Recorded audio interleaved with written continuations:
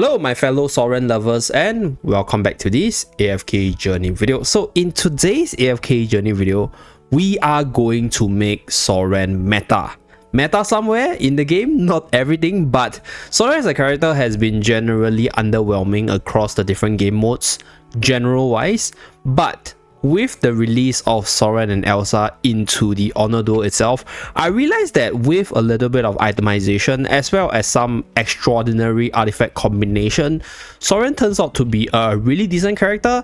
And in today's video, we're going to talk about two teams which I've seen other people use in the Honor Duel side that you guys can try it out. And these teams features the Soren edition with the other characters right here. Okay, so the very first team right here, we're running this artifact known as the Immortal Flame. So this is a Starshot spell / Tidal Essence type of artifact where every 4 ultimate cast by your allies creates a flame wave to attack all enemies to deal true damage to them, and each trigger increases the flame wave's damage by an additional 4% max HP.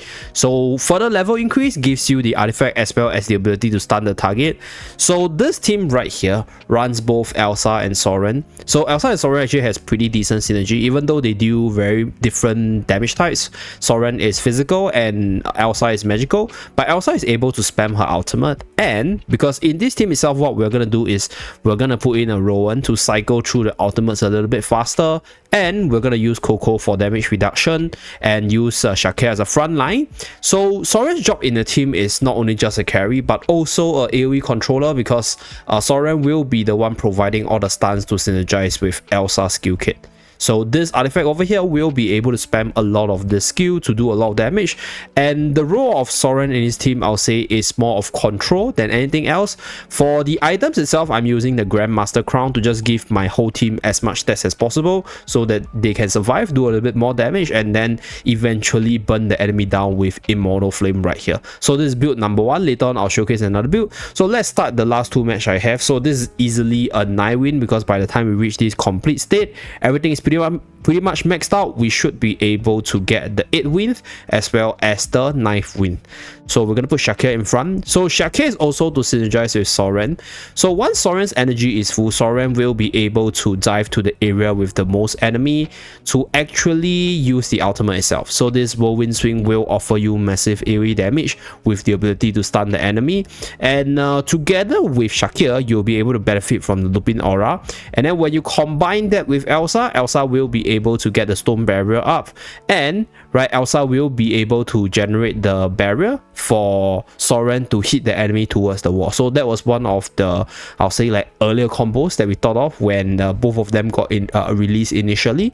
So right now it's usable in the Honor Duel side. Okay, so we're gonna put Soren here, we're gonna put Elsa here.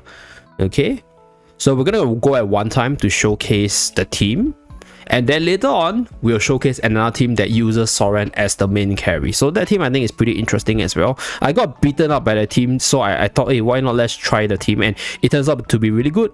So right here, Shakir and Soren, they are going to charge on the front line. Shakir transform, 1 proc over here, and then Rowan will be just there to provide the energy for the team. Soren repositions himself to hit as many enemies as possible and then stun them to synergize with Elsa as well. And then Elsa will be in charge of spamming the ultimate to give the Immortal Flame even more procs. So I think this team setup also works with your general Mauler artifact. So you change out Rowan for Mikola probably, or maybe Rowan for Antandra if you are running a more Mauler centric lineup. But for this lineup over here,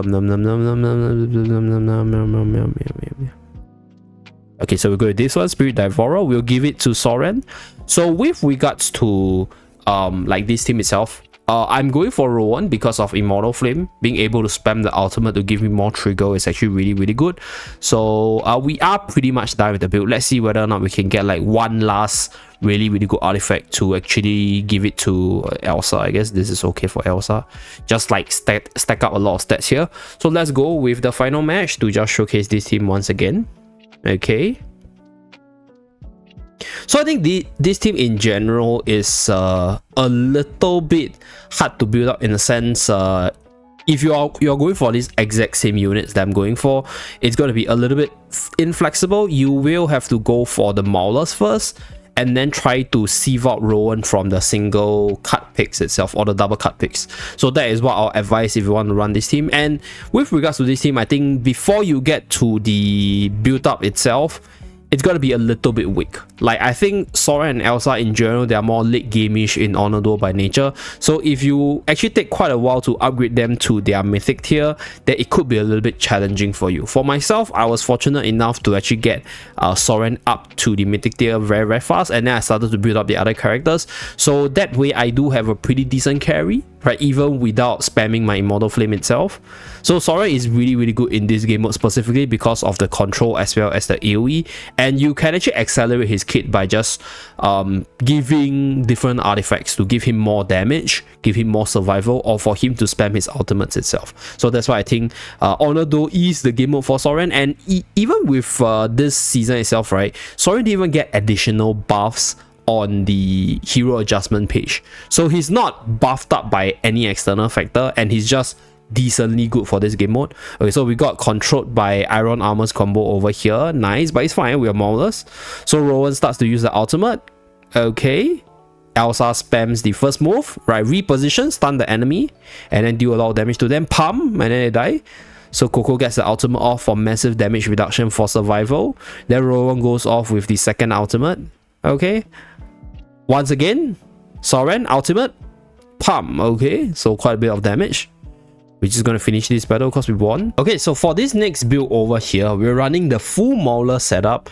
And for this one, the artifact of choice is actually the Art of Ruling. So when a battle starts, the frontmost allied hero becomes the Vanguard, gaining basic stats as well as 70 energy every 2 seconds. So when your Vanguard hero is defeated, the remaining heroes will lose 5% basic stats.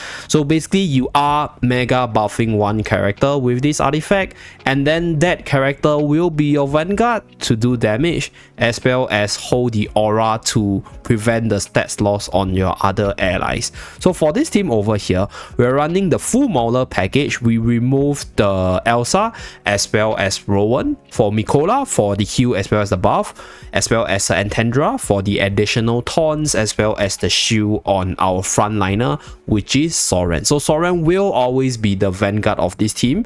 In the earlier stages of the game, I actually ran Shakir as the Vanguard.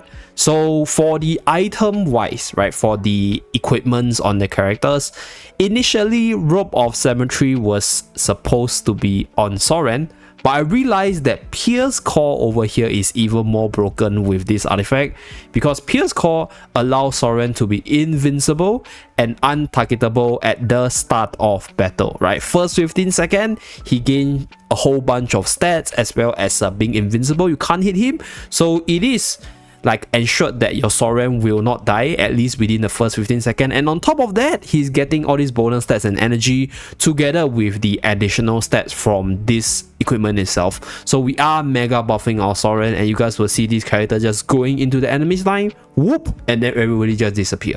And then obviously we have a Shakir for the aura, for the frontlining tanking power. We have Antandra for her EX weapon, right? This is a Gale Barrier in case Soren falls low and he is vulnerable, right? You don't want your Soren to die, you want to protect him, so you protect him by giving him the shield formation shield because he's the frontmost unit, and you're gonna provide him with Gale Barrier when he falls to a sufficiently low HP range.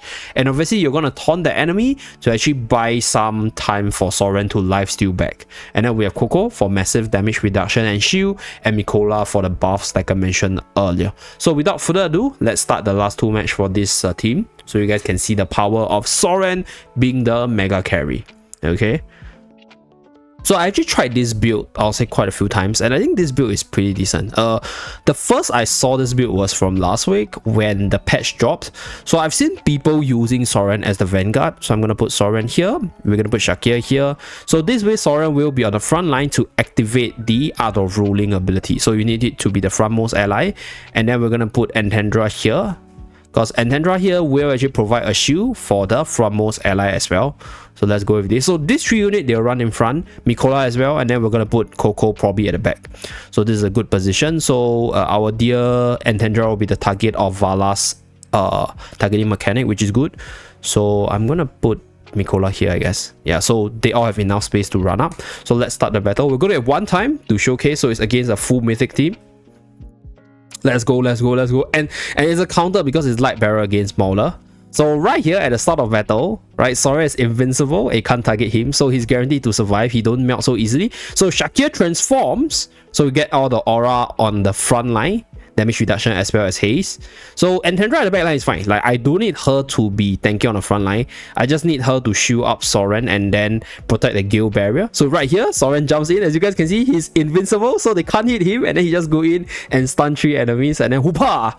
Then it's like, oh my god, they lost a lot of HP. But it's fine. So Muriel uses the ultimate. Not that much damage, not as much as I expected. Okay, so Soren is just hyper carrying right here. Slap. So I think this team doesn't have that many stun knockback synergy for Soren. We're just using Soren simply for his damage output as well as his control in a team setting. Okay, so not that many synergy like the Elsa and Soren combo earlier. So that is on top of that Soren and Elsa synergy. But for this one, it's just Soren being a generally good character. So the Tamasia here being inbound is quite annoying, but it's fine because I think we have enough damage, right, with Soren being the frontliner. So this is the damage distribution. Okay, so now let's go on and finish up the last match. I don't think I need... Let's see whether or not we can find some like stat boosting equipment. So for Soren's case, another way to build him is going for the Arbitos Blade and Arbitos Armor. So this way he will be control immune once you have both Blade and Armor together. So if you only have Blade, then you only get the first line of buff. But if you have Blade and Armor, then you will be able to get the heal on your armor holder and also control immunity for Soren.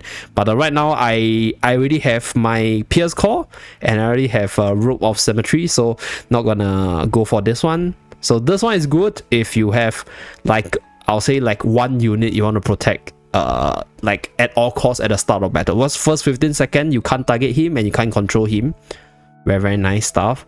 So let's see whether or not we can get this. Another way to actually play Soren is to use the artifact just now. Not this one. If I get it, I'll talk about it. So heals. Okay, we're going to Grandmaster Crown. Just give us more stats. See whether we get something good. Nope, we're not getting anything good, so we're just going to give this to Mikola and we're going to finish the battle. So I think for Soren's case, there is an artifact in the pool, or there's a weapon in the pool that gives 60% damage or 60% attack, but you can't use your ultimate. So I tried that with Soren. I think for Soren's case it's a little bit weak because Soren is a character that desperately needs his ultimate for like the damage and control, which is why I think that is not a good artifact for him. I think anything that generally buffs his damage output or allows him to survive a little bit better, I think is okay, because Soren is a unit that takes a little bit of time to use the ultimate, but once you start the ultimate rolling, that's where you will be able to see the power of the unit. So let's start with this one.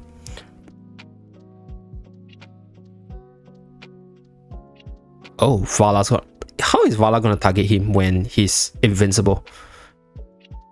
Oh wow, Vala can actually target him. Oh, that's interesting. Surprising. I thought Pierce Core is invincible and untargetable. Oh wow.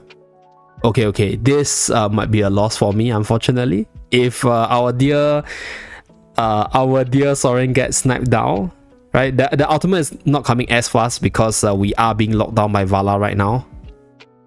Okay, pretty unfortunate. My position was a little bit off there. But I can't actually reposition. Yeah, I probably should have sort of helped on Soren's position. But I think I have enough sustain and I have enough damage reduction from the auras that I should be good. Okay, so you guys can see Soren just hitting 2 enemies with the ultimate. So the good thing about Soren in this game mode is the ultimate auto targets to the area of the most enemy. So the effect of the skill is most of the time maximized by hitting at least 2 to 3 targets. So really good stuff. And AoE is something which I think in general the Maulers can be a little bit lacking sometimes. They have really good single target units, but AoE wise a little bit lacking. So Soren actually fixes that problem, specifically in the Onado side, because in the general game mode I think Soren is just a pretty meh character. Even though I really sincerely hope that Soren could have been good, But right now, right, in terms of general gameplay wise, Soren's a little bit underpowered, but it's fine. At least he's the king for the maulers in the honor duel side. Okay, so right here, 2 9-win teams, both featuring Soren as the carry for the team, as well as the different combos from both the mauler side as well as the immortal flame side. So thank you very much for tuning in. Do remember to like and subscribe to see more. I'll see you guys again in my next video. Bye guys.